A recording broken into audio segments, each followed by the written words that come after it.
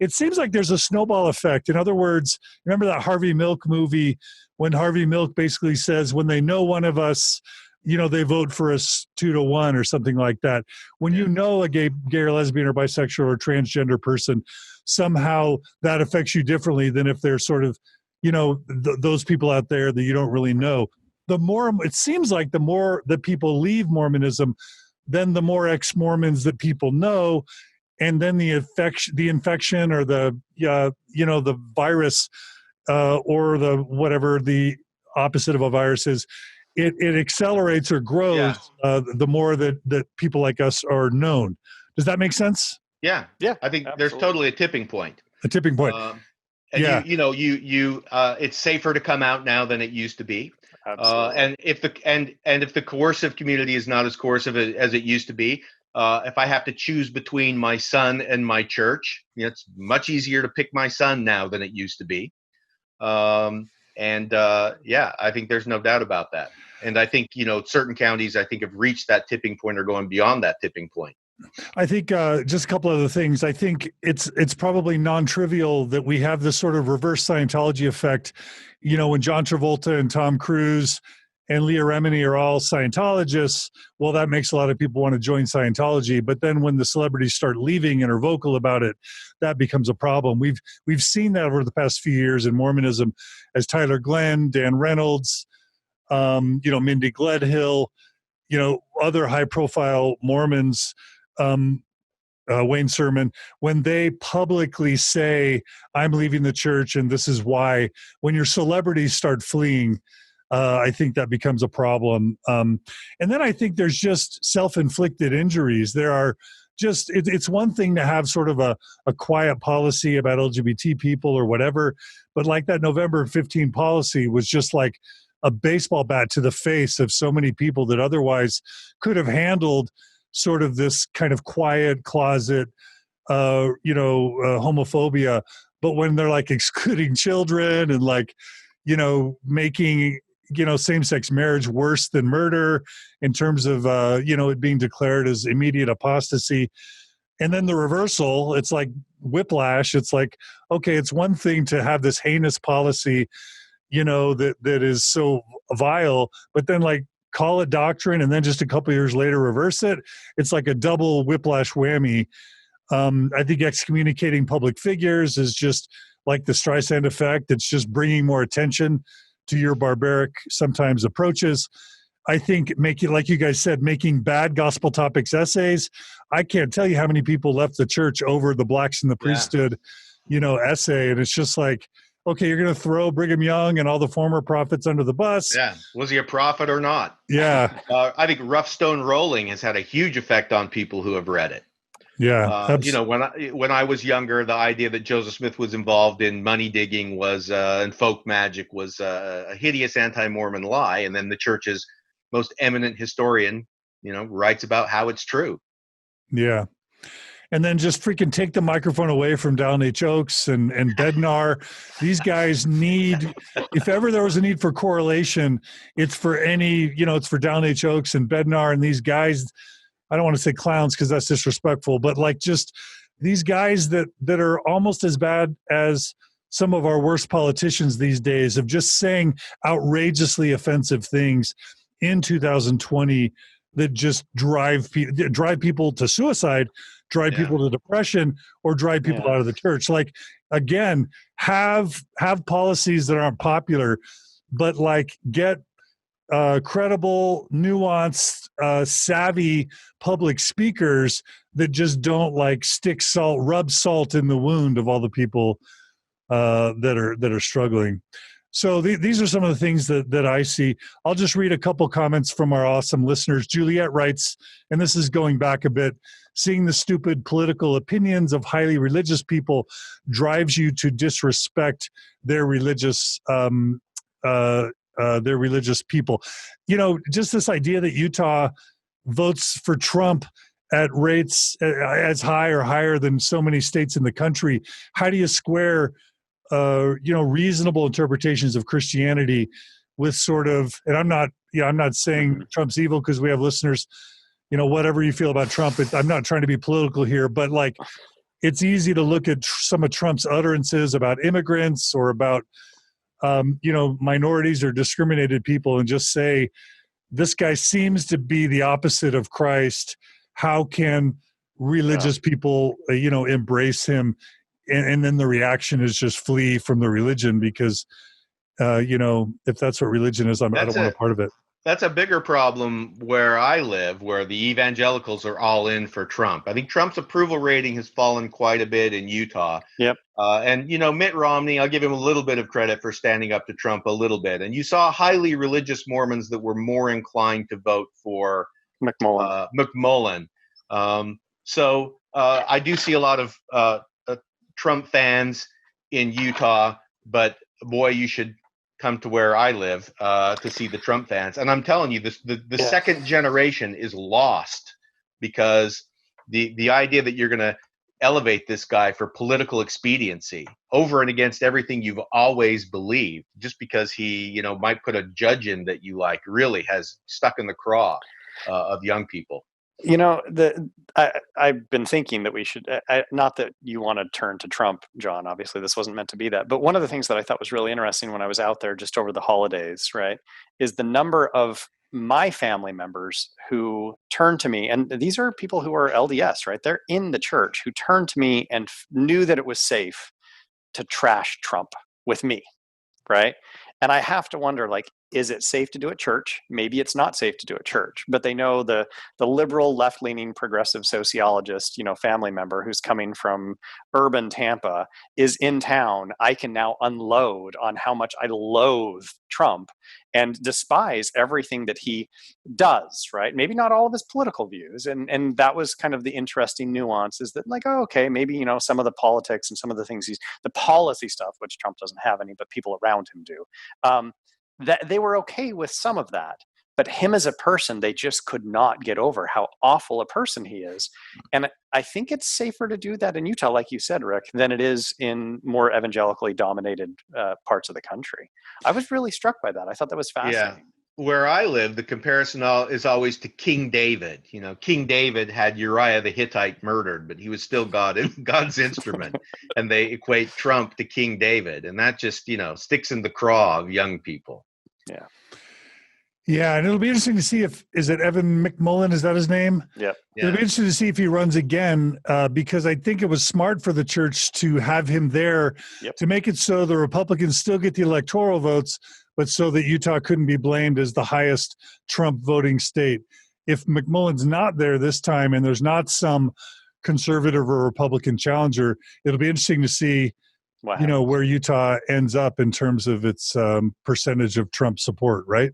Yeah. It's going to be a wild year.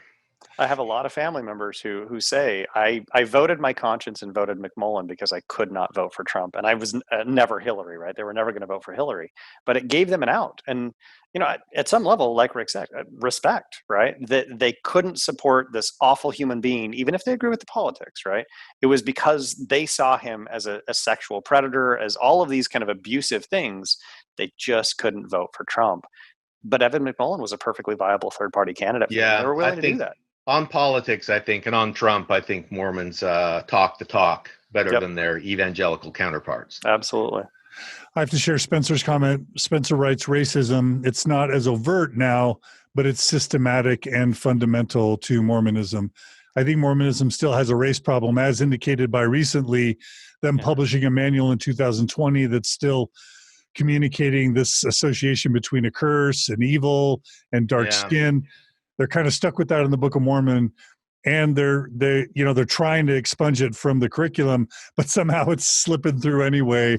It's just really hard to shed that stuff. That's the key problem, is it's in the Holy Book, and so you really have a biology textbook you can edit and update, but the Holy Book is the Holy Book, and you can change white and delightsome to pure and delightsome. You can sort of get away with that, but long expositions about we made their skin dark so that they'd be loathsome and nobody would want to marry them. Like, that's kind of stuck in there. I don't know how you excise full chapters from Second Nephi. That's a problem. Yeah. Okay. So, anything else we want to say about Utah before we turn a little bit to the international stuff? I think This Salt Lake Tribune article mentions an increase in resignations. I know that, the Mark Noggle website, Quit Mormon, has made it a lot easier to resign than ever before. I still think way more people just stop attending than actually go to the trouble of resigning. So many people are like, I don't want to make grandma mad, or I don't want to hurt mom and dad's feelings. So they just quietly fade, but keep that a secret from mom and dad or grandma and grandpa. And there's a lot of people, frankly, that keep attending but don't believe, but they just keep attending because they don't want to lose their spouse or because they don't want to lose business. So there is, I think it's probably worth mentioning that just because that not all the people in Utah that actually self-identify as Mormon or as attending church are, either full believers or tithe payers. I think there's a lot of people that just for social or cultural reasons have to keep attending. You guys agree with that? So I think, the closing comment on Utah is, I think increasingly, there's no reason for people who aren't subjectively, ideologically committed to the faith to continue with the faith, increasingly. But we're not there yet. There's still some vestiges of this coercive cultural system and leaving Mormonism can still have cause a problem at work, disrupt families and things like that. But we definitely see a trend going in a singular direction here where it's less and less the case that people who don't want to go to church and don't want to affiliate are coerced into affiliating. That's what I would say is the master trend in Utah Mormonism. Yeah. Ryan, any final comments about Utah? Just quick, I do want to kind of give credit to Matt Martinick, who does really good work. Great work. I mean, we're going to be talking more about his stuff, and he seems to suggest that some of these big shifts may just be anomalous. He may not be wrong, right? And so it's worth just kind of pointing that out. I work very closely with Ken Zidius and Ron Lawson, who one's married to a Jehovah's Witness, and one's a former kind of Seventh-day Adventist. And they're big into numbers. And Ken in particular, right? He loves numbers. He's doing lots of projections. One of the things that he's pointed out a number of times is that you get really weird anomalous blips in Mormon data, right? You don't see the same thing in the other two religious groups. But in Mormon data in particular, they change how they count numbers, right? Yeah. They change all sorts of things, and they don't tell anybody that they're doing that, right? So it could be that they were shifting some numbers around, that they decided to count this but not that. So to Matt's point, right, like this could just be anomalous, right? Like some weird number thing happened in counting, and that's totally possible. But then to Rick's point, the trend has been consistently in a certain direction, right? We know that growth has been declining, right? So the rate of growth has been declining for the Mormon Church for a long time in certain parts of the world, Utah included. And this, I think, is suggestive of that, even if it's not, the smoking gun definitively. It's headed in that consistent direction. I think that's an important point. One of the things that I always do when I look at LDS data is aggregate by year to sort of avoid this kind of thing.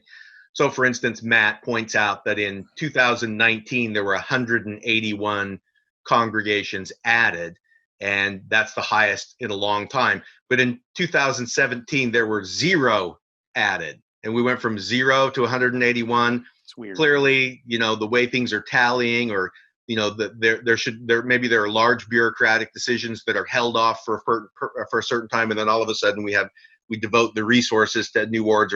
So whenever you look at LDS data, I think a 5-year aggregation is a must. Yep, love it. Safer that way.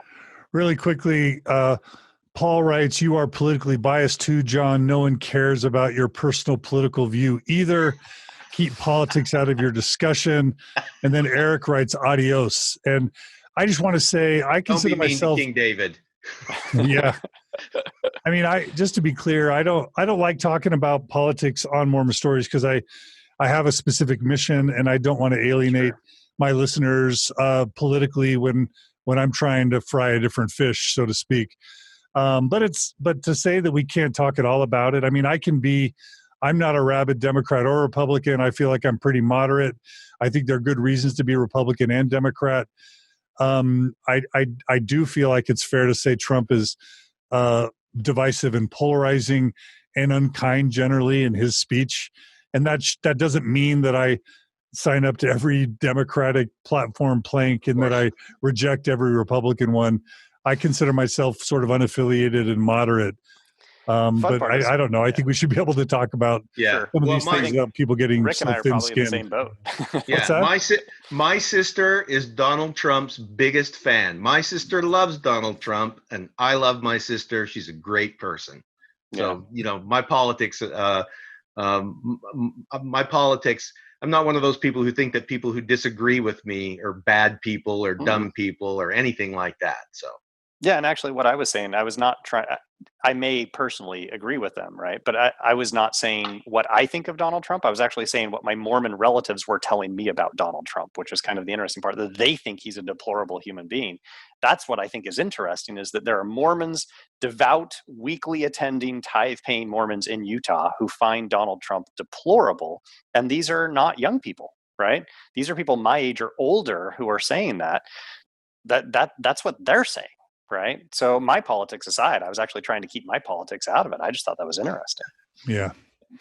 Anyway, I don't think we can totally avoid talking about politics.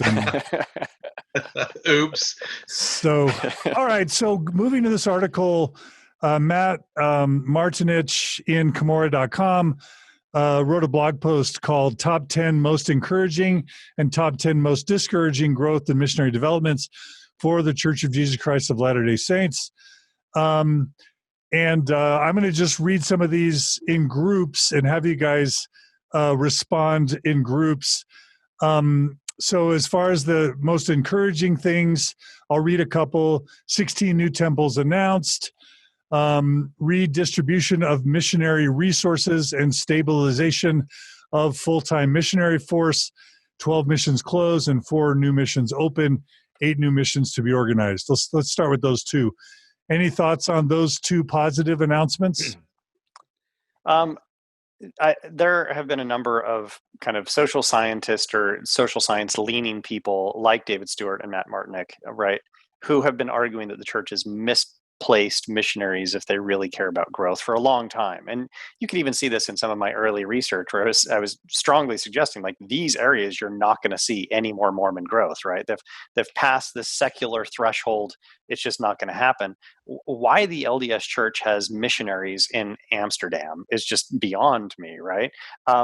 Unless they're the only group that they should even be bothering with is migrants, right? The migrants who move to Amsterdam might be receptive, but Dutch people generally have zero interest in joining the LDS Church. Like, why send missionaries there? So this is finally them kind of realizing, hey, if we put missionaries in the hot spots, we're going to have more success. We're going to have bigger numbers, right? There are other issues with that, but I think, that makes sense. So, and that's what lots of people have been telling the church to do for years. Rick, thoughts? Yeah, I think you also see, I think last year were the most missionaries ever, if you don't count the sort of double cohort when they changed the missionary age. And so I think, growth rates are slowing, but you still have growth. And when you have, millions and millions of members, even 1% growth, that's a lot of people. And so, if you unleash people into the cities of the world and have them knock on doors, sooner or later they're going to find people. I mean, we're down to a little over 2 converts per missionary, but still, if you have 60,000 missionaries and they convert 2 people, that's over 100,000 converts. Yeah. I do have a question. So the first one you mentioned is the 16 new temples announced. And this is, I want to say it's more of a question than anything else. I really don't understand this push to put temples, these small temples, all over the place, right? So if you read carefully what he's saying, and if you look at where they're putting these temples, in a lot of places, the population of Mormons is it's minuscule, right? Like Rome, right? Yeah, there's a couple thousand of them, right? I actually just went to the LDS temple in Rome this summer, right? I happened to be on a trip with family, and family wanted to go to that temple. While we were there, I think I counted, less than 20 people were there for the 2 to 3 hours that we were there, and almost every single one of them was a Mormon from the U.S. Not a single one was from Italy, right? And of course, we went to the Vatican the same day, and there were 40,000 people at the Vatican. There were less than 20 at the temple in Rome. I think they have this sort of field of dreams. If you build it, they will come approach. And that, so one of the things that you see is that people who are endowed are much more likely to stay active. But they've got the causal arrow backwards. When I was in college, my friend subscribed to Forbes magazine. And I was like, Tim, why did you subscribe to Forbes magazine? He said, well, I read that 25% of Forbes subscribers are millionaires. I was like, no, subscribing to Forbes doesn't make you a millionaire. Millionaires are interested in reading Forbes. So yes, it's true that endowed members are more likely to stay active, but that's a self-selection phenomenon. The same kinds of ideological commitments that keep you active also get you endowed. But I honestly think the reason why they build all these temples is because they see statistics like that, and they believe if you build it, they will come. Also, you have, they're essentially, in the United States at least, these things are tax-free, and they got so much money they don't even know what to do with it. And you might as well buy land. I mean, the cost of the temple is incidental. You own huge tracts of land all across the nation. I mean, you just put, real estate is what they do now. Yeah, I was going to go there, that I think I may be more cynical than you are, right? So you're probably right that they're thinking, if we build it, they'll come. But you also have to just recognize they're buying property that is worth millions and billions of dollars and then sitting on it, right? And saying, well, this is for a religious function. It's tax-free. We never have to pay taxes on this in almost every country around the world. Sure, it's a pretty building, but upkeep's probably fairly minimal. They may even have the members do a lot of the upkeep. They get to squat on land for an indefinite period of time, right? Maybe I'm just being cynical. I don't know. John, do you have thoughts on why they're building all of these temples where there's just not even demand for them? My understanding has always been that the church's understanding is that when you build a temple, more people in the surrounding area pay tithing, and so it's sort of it's an investment. You build the temple, you get more tithing revenue, so it's kind of a medium to long term revenue play. Again, in these areas where there's like 12 Mormons, I don't know how much that makes sense. The field of dreams approach. What's that? the field of dreams approach. Yeah. But in places like Tooele, sure, that makes sense. Yeah, that's or Orem, another temple in Orem, Taylorsville, right? Or Guatemala, or Taylorsville. Poor people of Taylorsville with no access to a temple. You got to drive 50 blocks to get to a temple. but I mean, I just think about my wife's parents. When my wife's parents lived in the DC area when the DC temple were built, and he was a Yale trained psychiatrist. She was a nurse. They were secular.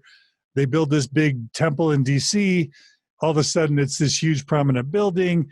The Mormon friends say, hey, come out to the temple before it's dedicated. They go through, they fill out the card. The missionaries come and visit them. And now the church gets this family who has 4 more kids, so 6 kids in total, potentially for multiple generations. So I think there is a missionary and a revenue kind of increase that can be associated with some of these temples. There's also the speculation piece. I think the church is often wise enough to not just purchase the land for the temple, right, but either themselves or sort of friends and family purchasing the area, subdivisions, commercial real estate around the temple, and then developing that, knowing that generally speaking, the property values increase in the area around a Mormon temple. There's a lot of sort of speculation opportunity there, both for the church and or for friends and family of those in the know. Yeah, nowhere is this more evident than downtown Ogden. I mean, Ogden used to have one of those flying saucer temples, and they completely remade it into a beautiful temple, and then they bought all of the property around the temple and put up housing there. So the church essentially has completely revitalized downtown Ogden. Yeah. Well, just again thinking about the temple in Rome, what it's technically not accurate, but the most prominent building next to the temple it's an IKEA. I was surprised by that, right? Like we drove up and there's IKEA, there's the temple. Like, why are we doing this here? right? Two And quintessentially American institutions, right? I mean, there is a prestige play with Rome, right? It's sort of like right. we're a major world religion, and if you're going to go see the Vatican and you drive by and you see a big, beautiful Mormon temple, it's like, whoa, the Mormon Church.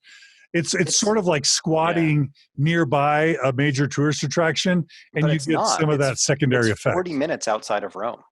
It's 40 minutes outside. Yeah, it's not anywhere near downtown Rome. Okay, well, then I'm just speculating. It was bizarre. Yeah. I was really surprised by it. Don't get me wrong, it was beautiful. It's a beautiful building. They've got a great. Why did you drive out to the temple in Rome? I was with LDS family, right? Oh, okay. And they decided that's what they wanted to do. So we spent, the better part of the day in Rome seeing the amazing sights in Rome. And we did start the day at the Vatican, right? But they were like, we are going to go to the temple in Rome. And I was like, all right, fine. Like, again, this is what I study. So I have no problem with that. But we went out and there was the IKEA, right? Of course, I was like, why did they build this far outside of the city, right? So to John's point, it would make perfect sense if this was like right across the street from the Vatican. They had got a prime spot. I'd be like, oh man, that was smart, right? And they got the cash to do it, so why not? It's 40 minutes out. It's not even in the suburbs. It's like beyond the suburbs in the middle of nowhere, right next to an IKEA. And I'm just spitballing here. Another possible theory is this idea of wealthy Mormon tourism. You've got, I can't tell you how many rich Mormon families I know of who traveled to Rome, and while they were in Rome, instead of visiting purely Florence or, Venice or whatever, they had to visit the Rome temple and do ordinances in the Rome temple. So if you can sort of make sure that wherever your rich Mormons are going to travel, also make sure that there's a temple there for them to sort of feel more righteous or more fulfilled, or to just get a couple of sessions in sort of this tourist temple kind of co-excursion. It's not bad for the wealthy faithful saints, I'd say. That's an interesting idea. I hadn't thought about that, right? That the wealthy Mormons who are traveling to, what was it, Pago Pago, right? Like they're going to American Samoa. Now they've got a temple they can go attend while they're there, right? Yeah. Go to the beach, go to the temple. Okay, a couple other positive things that Matt mentions in Cumorah.com for 2019. Significant year for congregational growth in the United States. Creation of Africa Central Area announced. So lots of growth in Central Eastern and Southeastern Africa. Continued rapid growth in West Africa. Let me see. Eight new stakes organized in the Philippines. And of course, census numbers from the Pacific. So kind of Oceania. So lots of growth. Oh, and then it mentions Bolivia, Ecuador, Peru. So basically, and the Caribbean, we're basically getting them all, and Timor-Leste. So basically, statistical numerical growth in the third world, which is something I think we've talked about in past years. Church is probably declining in Western Europe, in developed Asia, in the United States and Canada. It's certainly if you don't factor in birth rate. But you're going to just continue seeing crazy bazillion numbers of baptisms in Latin America, Philippines, and now Africa. Do you guys have thoughts on that? Whether that's a positive thing, a negative thing, whether it's smoke and mirrors, whether it's real, whether it's just paper growth, whether it's sustainable growth? It looks like, Ryan can speak more to this because he wrote about how mission fields have a sort of life cycle. Yep. And I think that Africa is in sort of the adolescent stage of this life cycle. Yeah, no, that's exactly right. So in one of my first papers that I published, I was looking at what predicts where the LDS Church grows, right? And the biggest factor is really the level of economic development of the surrounding area, right? Once countries reach, I was using the Human Development Index, but once they reach about a 0.8 on the Human Development Index, they cross through what I call the secular transition, where they're just not interested in these types of religions anymore. But for a variety of reasons, which we don't have to go into, people can find the paper on my professional website, right, where I talk about all of this. But for a variety of kind of theoretical reasons, I would say countries that are kind of developing, right? So these are developing countries. They're not the completely undeveloped countries, which there aren't as many of those anymore, but the developing countries, there is high demand for these types of religions for a variety of reasons. And all of the stuff that we just talked about aligns perfectly with that, right? So, and I would actually even say that Latin America doesn't really align with this perfectly anymore. Chile is a great example. Chile isn't really a developing country anymore. It's now actually pretty highly developed. Their GDP has gone up, their per capita GDP. And that's also the country that you see in Matt Martinick's kind of stuff. Chile is really struggling, right? To keep wards, to keep members. Their activity rate is the lowest of all of the countries in Latin America. They're also the most highly developed country in Latin America right now. They've just done really, really well economically. So in the countries where you're seeing that they're kind of crossing through this threshold, obviously Uruguay is a grand exception to a lot of this, right? But it's aligning perfectly with a model that I developed back in 2010 when I published that paper. It fits perfectly with what I was arguing then. Rick, any more thoughts on that? No, Ryan did the work on that one. But Chile's also interesting because we know from what we learned 10 years ago plus that, and this, in the late 80s, Chile led the world in statistical baptisms. Some missions had over 1,000 baptisms a month. Guatemala, my mission had like 750 a month at one point. But we know that, fast forward 10 or 20 years, Chile, they expanded branches and wards and stakes based on numerical baptisms, but they weren't able to retain their members. Mm-hmm. And so what you'd see is wards with like 1,000 people on the rolls and only 40 people actually attending. They didn't have enough priesthood leadership to even staff the basic level positions in the ward. It became a huge burden to do things like home teaching and ministering and all that stuff in so many of these third world countries. Yeah. And what the church ended up doing in Chile and what they've done for the past several years now is close wards and stakes at a very rapid rate. And what we see over time, and we'll probably get to this, is the number of Mormons in the world increasing, but the number of Mormons per unit, per branch, per ward, per stake actually increasing. So the church appears to be doing kind of this numbers game where they can still say 16 million, 16.5, and they can say the church is growing. But what's really happening is they're just spreading a lot of inactive or ex-Mormons over a relatively stable number of units. Yeah. Is that all true? Yeah. Well, the thing that I always tell students in my sociology of religion class is that conversion to Mormonism is a little bit different than other kinds of conversion. If you think about Catholics admit new members to the faith once a year after they've completed the rite of Christian initiation for adults. Mormonism is the only church where, if you're baptized and confirmed a member of the church, you're considered a member. But really, if you think about it, that's not the culmination of the conversion process. That's really the beginning of the conversion process. I mean, that's before people have established a track record of paying tithing. That's before they've really accepted a calling and done anything with their calling. We have given some lip service in the past about ending baseball baptisms, but they're not gone yet. As long as we're tabulating these things, as long as the number of convert baptisms is a metric, you're going to have mission presidents that sort of aim for the metric. When the metric becomes the target, this is the kind of problem that you see, and there's still a lot of rushed growth that's going on. Yeah. So if we start going through kind of these, what Matt Marnich basically calls the top 10 discouraging church growth and missionary developments. Number one, he says total membership. He's basically saying that the 1.2% growth rate is the lowest growth rate reported since 1937. So is it fair to say, we talked about this as we figured out how to title this episode, is it fair to say that a declining growth rate means that if that trend continues, that ultimately the church is in decline?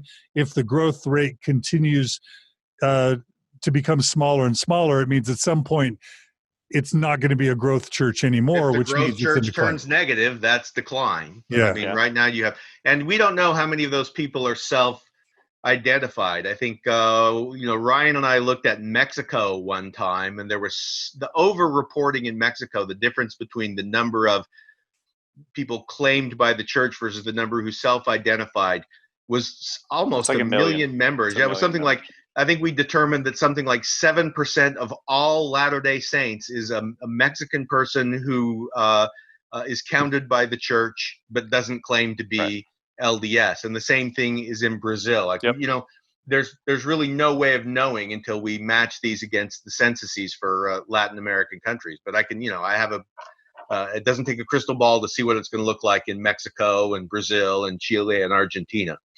Yeah. So yeah, you're right. I mean, the growth rate is declining, right? So it's going down. Now, when it hits negative, then they're admitting that they're actually losing in absolute terms members, right? The tricky part about this is at some point that growth rate is, even when it's positive, is going to be balancing the losses. Right. And we don't know what that is. We don't genuinely know, because Matt actually admits, later in this report, there's over 100,000 people who are resigning their membership every year. Right. So if they're growing by a certain number, right, but they're still losing that many, at a certain point, because of the way they kind of mess with their numbers, their membership numbers, they don't really make a lot of sense, right? They report all these people, but they don't report attendance. A lot of other religions are like, no, these are the attenders, right? These are the ones who actually go. That's what you get with Jehovah's Witnesses, and they're actually underreporting the people who self-identify. So it's a very different trend. But basically, as that gets closer to zero, you're getting close and closer to basically a net neutral, right? They're just offsetting the losses every year with the growth. Well, I to me, the metric to look at is stakes, because you can baptize anybody you want, you can have wards and branches with a few members, but a stake has to have a requisite number of Melchizedek priesthood holders. So if you look at the rate of stake formation, that's probably your best actual unfakeable metric for how much the church has grown and how much the church is growing. And we're not net negative yet, but it has slowed considerably. And of course, as Ryan was saying earlier, you're going to aggregate these things over years, because there'll be a flurry of stake creation, followed by years of no stake creation, followed by another flurry. Did you say, Ryan, that 100,000 people resign each year? Is that what you said? Yeah, that's what Matt is estimating. I haven't seen that. I've always thought the number was around 20,000 and stayed kind of steady. I'm pretty sure I saw that in the numbers. Well, he says the church has removed 100,000 or more membership records a year since 2014. Right. So some of that is probably people turning 110, right? Yeah. You know that they stay on the records until they're 110. Yeah. Okay. Well, I'm not trying to argue with you, Ryan. No. That I may have misread what he was saying, but we know that the numbers are high, right? It's tens of thousands of people are resigning every year. We've known that since the early 2000s, that tens of thousands of people. I may have misread what he was saying, that it's 100,000 are getting removed from the. Yeah, I think that's it. Yeah, so I think that's right. But the slowest growth. I mean, let's just to summarize this point: the slowest growth rate since 1937. That's probably a little bit troubling for some. As just mathematically, as organizations get bigger, you would think that percentage growth is going to get smaller. That's just a function of math. Right. Law of large numbers, right? Yeah.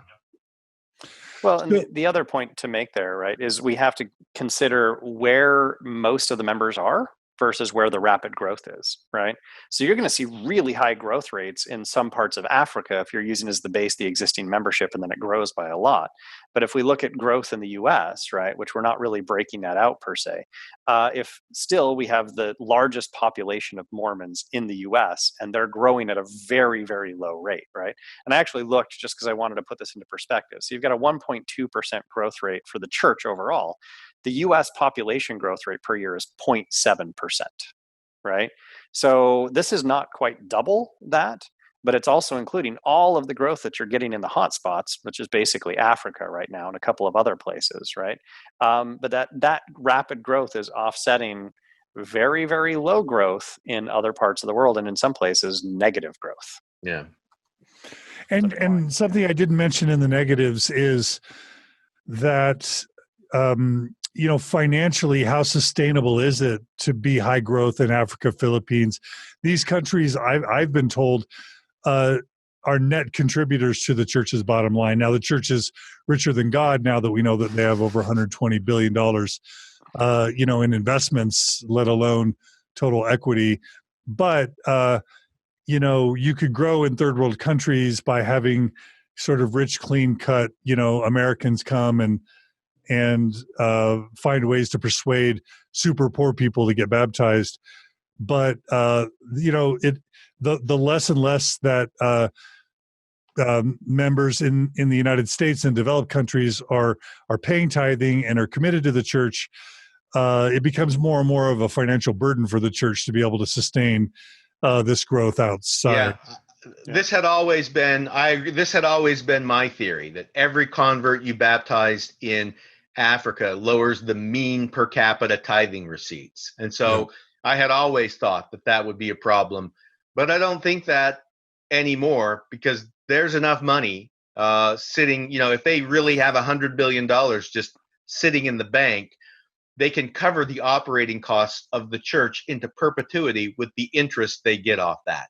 Yeah, for sure. So, I really don't, the church is rapidly reaching a point financially where they don't have to be responsive to the membership at all. It's if they wanted to morph into a real estate empire, they wouldn't even need any members because they have enough money to go into perpetuity. So I had always thought that, but now I'm not so sure.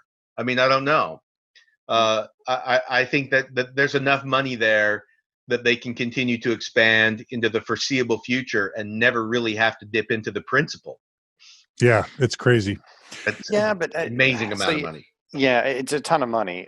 You have to wonder whether they're pulling from that money, though. They're not. Right? They're not. I don't think they are. The only two things they've spent money on, according to the David Creek. Nielsen of Ensign Peak, is to bail out City Creek for $1.5 billion and to bail out Beneficial Mutual Life at like $0.7 billion. And other than that, they're not dipping in. Which means they're offsetting all of the costs of the rapid expansion in Africa with current tithing revenue, basically, right, from more developed countries. So they don't have to dip into that, which means that pool of money is just going to continue to grow for the foreseeable future because they don't have to draw on that. They're saying there's about $1 billion annual surplus each year after expenses of remaining tithing. They can't. A billion. Yeah. Right. Which then they invest however they want. They drop it into that pool of funds. They buy the state of Florida. That's what's currently. It'll basically, the estimates are that within 20 to 30 years, the church will be worth $1 trillion. Because that's how fast $120 billion. Compounding interest. Adding $1 billion a year plus 7% gets you to $1 trillion within, a couple decades. So we've already talked about declining birth rate. It mentions congregational growth as a problem. And you guys want to talk about congregational growth? Well, I think we touched on that I think, I think congregational growth is a very noisy metric, and that's why I prefer stakes. Yeah, that makes sense. Okay, it talks about consolidations in Southern South America, Chile, Argentina. We did talk about that a bit. The heyday of growth from the 80s and 90s in Latin America, and even Mexico seems to be kind of experiencing shrinkage. Is that right? Yep. Yeah. So a lot of those countries have passed through. Yeah, they're not growing as much as they were. Oh, and I have to mention that when we talk about convert baptisms, we kind of skipped over that. We saw the church lower the missionary age and add women in high number rates to the missionary roles, but we have not seen an increase in convert baptisms to any significant degree, and I think we've seen a decline in number of baptisms per missionary. Is that right? The number of converts per missionary continues to decline. Yeah. And that's kind of weird, right? And the number of missionaries is now in fall is in decline as well, right? Well, this year they had more. This year it was up a bit. So they had a more raw number of missionaries than they had in 2018. But the number of converts per missionary have gone down. A lot of this is a lot of things are waiting to see the upcoming censuses in Latin America, and it's going to be really interesting. So in the 2010 Brazilian census, there were like less than 250,000 self-identified Brazilians, and the church claimed over 1 million. I mean, less than 1 in 5 Brazilians on church rolls are self-identified, and that was in 2010. So it'll be interesting to see what happens when these 2020 censuses come out in Latin America. Absolutely. Something that just occurred to me. Yes, they've lowered the age. This has no bearing on more female missionaries, right? But when they lowered the age, what did that do to the caliber of missionaries themselves, right? And part of what kind of just strikes this, I have a former student, she's living in New York City right now. She messaged me on Facebook, I don't know, a couple of months ago. She was interacting with missionaries, right? And she took my social religion class. She knew, obviously I have a background in this. And so she asked me a couple of questions. But basically, she got online, right, like we talked about earlier, and in 2 hours, she knew more about Mormon doctrine than those missionaries did. And she was making them cry. And she's not mean. She was not trying to be mean, right? She was just pointing out these things. Has anybody tried to figure out, like, by reducing the age to 18, have we just got like really terrible, like poorly, not knowledgeable missionaries now going out and trying to convert people with just like the force of their will? I have always maintained that the missionary program is primarily, or at least substantially, for the missionaries. Yeah. Lowering the age to 18 keeps them out of the University of Utah for a year. It allows them to, I mean, if you think about it, young men in their late teens and early 20s, that's the nadir of religiosity. And so at that time, you send them on a mission to sort of inoculate them. And so I think, a principal function of lowering the missionary age doesn't have anything to do with increasing the number of converts. It has to do with retaining young men that are at risk for defection. So the missionary program, I think, in many respects, is about the missionaries at least as much as it is about the converts.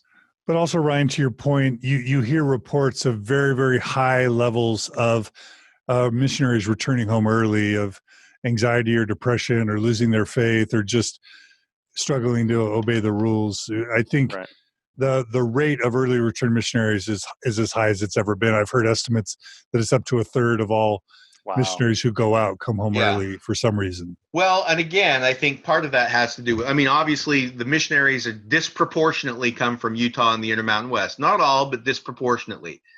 There were plenty of times on my mission where I was like, you know what, it'd be nice to go home. Sure am sick of this. But the stigma of early return was just beyond belief. And so it's difficult to know whether the missionary force has changed or whether the decline of the coercive community that we talked about has made it so that the stigma of early return is more bearable than it would have otherwise been. I mean, in my generation, returning home early from a mission, wow, that's good luck getting a date. That would be a really stigmatizing event. And thankfully, I've seen the church's rhetoric around early mission returns change in the past 5 years, where they're basically saying no matter how long you serve, it's an honorable mission and don't judge anyone. And if you come home early, you shouldn't have shame. I've seen actually some proactive efforts on the church's part to reduce that stigma. And on the one hand, good for them. People having mental health problems should not be, knocking on doors in Nicaragua. Right. But on the other hand, allowing them to come home opens the door for other people who might want to come home. So again, it's the sort of two-edged sword. And there's also this idea that nowadays you don't have to say, I served a 2-year mission. You just say I'm a returned missionary, and if you only serve 3 months, it seems like that's okay now. It's you served as long as you could. You made the commitment to go. Yeah. Wow. And it's honorable no matter what happens. Okay, a couple other points. It says growth rates decelerate in Brazil. No countries had stakes organized in 2019 for the first time. Well, they're running out of countries that don't have stakes, so I don't know what that means. Say it again? Most of the countries that have a missionary force that already have stakes, that are out there, have stakes. So we're running out of countries that don't have stakes, where there's a presence where there could be a stake. So let's see. He writes, the church in 2019 did not organize It's first The stake first in a stake. country Yeah. where no stakes previously operated. Yeah. So it's not that big of a deal. Okay. Brazil is in decline like the others. No growth in India. Yeah. Stagnant growth in Mexico. Many African countries with adequate religious freedom to permit a church presence continue to have no church presence.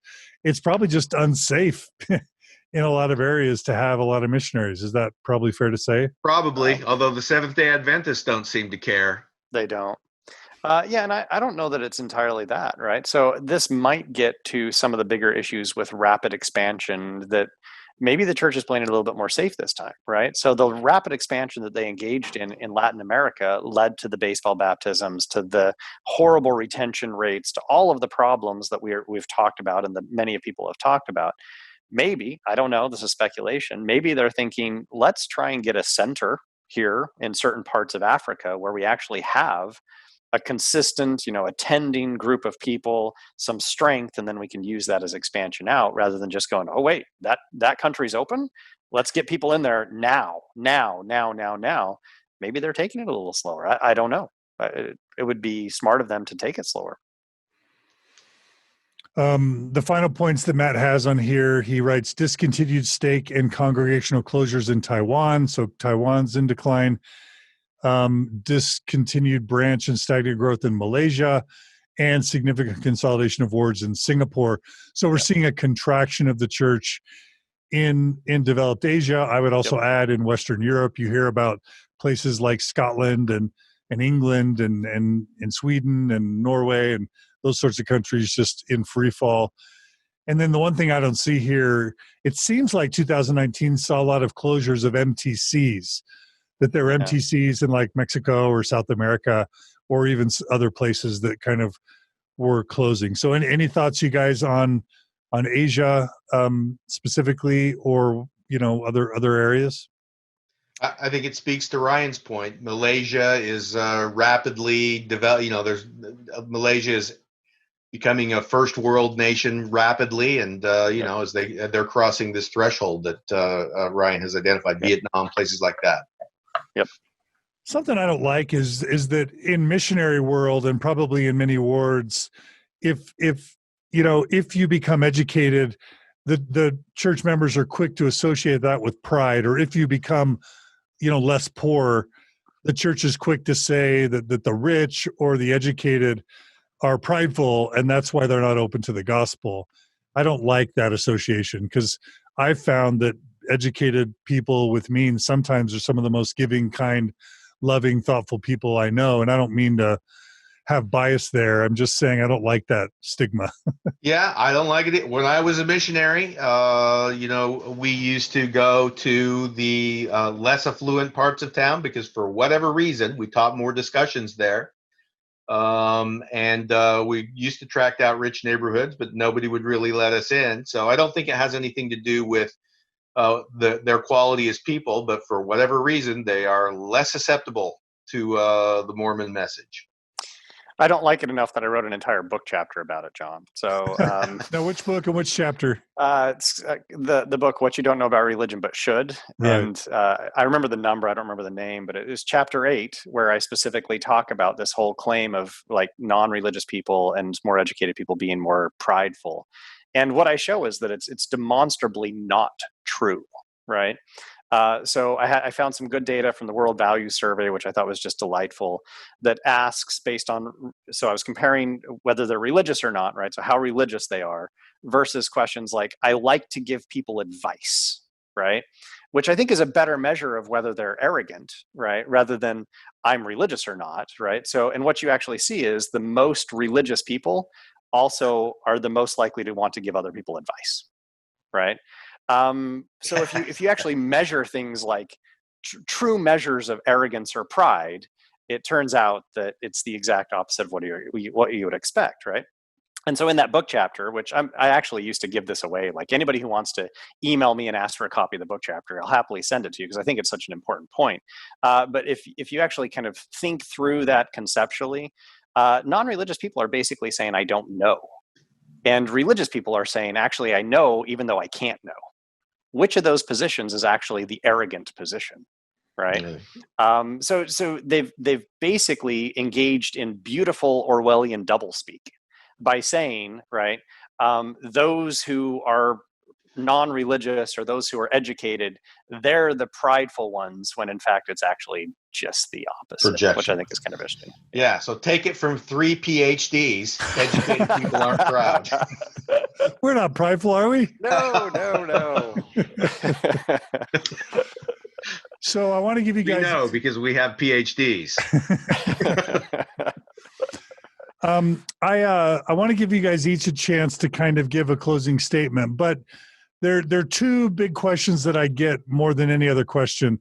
Question number one, we won't touch on, which is do the brethren really believe or not?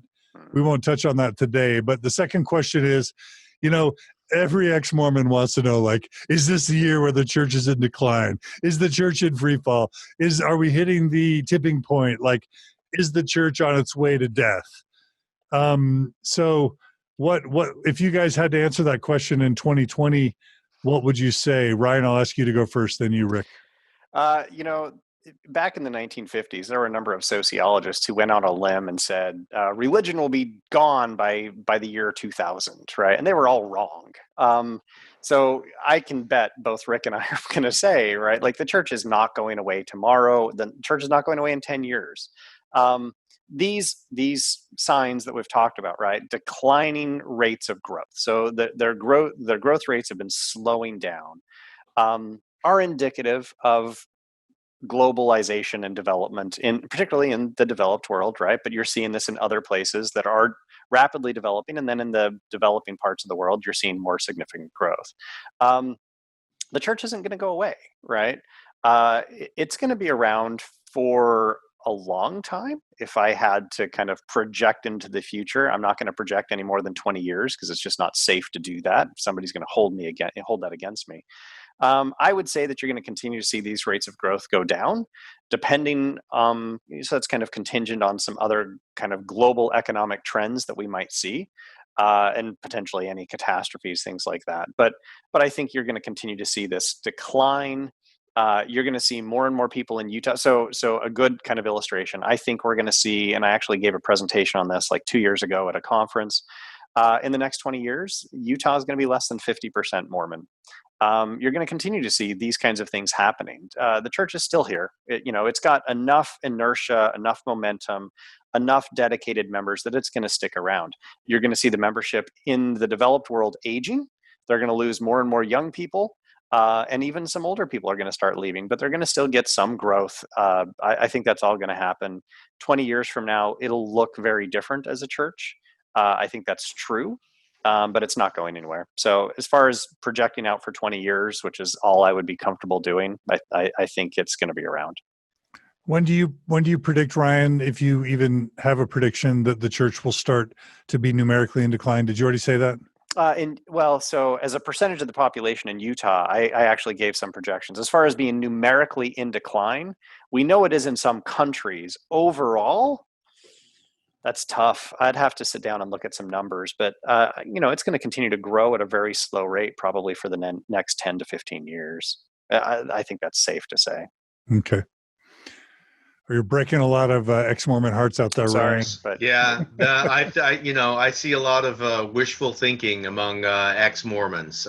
So almost all of my thinking about the church these days is confined to Utah. I really study Utah more than Mormonism now, and one of the things that I think is that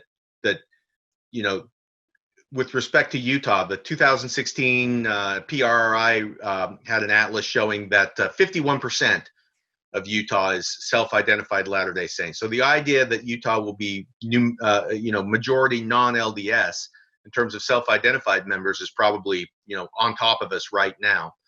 And so I think the Trib article puts it at 60%, right? Right. Well, that's the church's own figures. I mean, the problem with those Trib figures is those are also people who are not necessarily self-identified. So, Ryan and I looked at a 1990 census called the NSRI, And that was something like 70%. And then in 2008, the heiress had it at 60 some odd percent. Yep. And now this religious values atlas that came out in 2016 has it at 51%.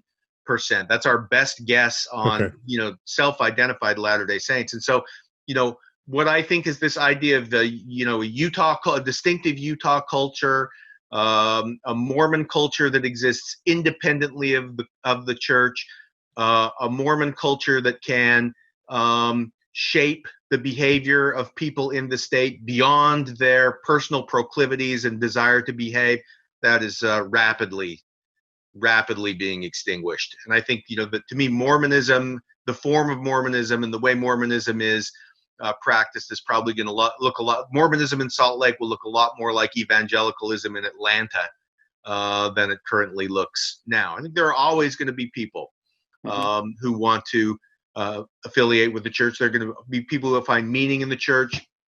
I have a close friend who loves serving in the church. The lay clergy is his favorite thing. He enjoys his calling. He loves putting on a tie on Sunday. I don't think that's going anywhere. But the idea that your children are necessarily going to believe like you believe, forget about it. Yeah. Yeah. And this is probably best evidenced by the church coming out against the legalization of marijuana, medical marijuana, and it passes anyway. The church coming out, for conversion therapy or reparative therapy for minors, and they're backed into a corner. And ultimately, just yesterday or whatever, they have to approve it. Like, even though active believing Mormons are disproportionately overrepresented in the legislature, it's getting harder and harder for the kind of Mormon church to kind of lead Utah like a theocracy. Right. And I think you increasingly see, even among active Mormons, it's like, oh yeah, the church leaders, they do ecclesiastical stuff, but they don't do the political stuff. Yeah. Yeah. I wonder if what this portends, right, is that there's going to be a little bit of a shift away from a top-down institution to an institution that at least has to recognize some of the demands of the members, right? On the money issue, that I don't know what's going to happen there, right? But at least on the social values, on some of those issues, the church may not be able to tell people what to do anymore. No. Fun times, interesting times. All right, Rick and Ryan. Rick, you want any closing thoughts, or you got it all out? No, it was good to be with you again. Good to see you again, Ryan. Yeah, absolutely. All right, Rick, what a treat. For non-alcoholic drinks at our next conference again. Yep. We'll be together in Jacksonville at the Southerns. So next Ryan, month. any closing thoughts, Ryan? No, thanks. This is always fun, John. I appreciate it. All right. Well, you guys do great work. So again, Rick Phillips and Ryan Cragun, you guys are awesome. Ryan, tell people where they can go for your website. Super easy. It's just my name, Ryan T, as in Tom, Cragun.com, or just Google me, Ryan Cragun. I do apologize. I have a long lost cousin who has the same name, who's like a web developer. So occasionally he does get stuff for me, but very easy search. I pop right up. So Ryan. And you have PDFs and stuff on your site? I violate copyright all the time, but every single article that I've ever published is up on my website. And I shouldn't flaunt that at all, but you can easily find all of that. And I have links to books and book chapters, all sorts of stuff up on the website. And again, tell us the name of the one book that people should buy if they're going to buy one book. So the Organized Secularism in the U.S. is free. So it's actually an open access book. So they don't have to buy that. Don't buy that one. There's a link to it on my website. If you're going to buy one, it should be probably What You Don't Know About Religion, but should. It's fun. It's engaging. A lot of, fun reading. And if you do want that chapter on pride, email me and I'll send it to you. Send it to you for free. And your email? RyanTCragun@gmail.com. All right. Rick, how do people follow your stuff? Google Rick Phillips Sociology or Rick Phillips UNF. You'll go to my Academia EDU page where I too have violated copyright and posted everything I've ever written. You guys don't respect intellectual property. Some. My intellectual property. Yeah, I wrote it. We wrote it. All right, you guys are awesome. Have a great weekend. Thanks for joining us, and thanks for your great work. Good to see you again. Bye-bye. Thanks, John. And thanks to all our listeners who have joined us today. If you support us, thank you. If you don't, we invite you to support us at mormonstories.org. Your donations help make this possible. Thanks to everyone who shares this, who gives us a positive review, who gives us encouragement. We appreciate all that. And We got a lot more coming up in 2020. So stay tuned on Mormon Stories for more good stuff. You guys take care.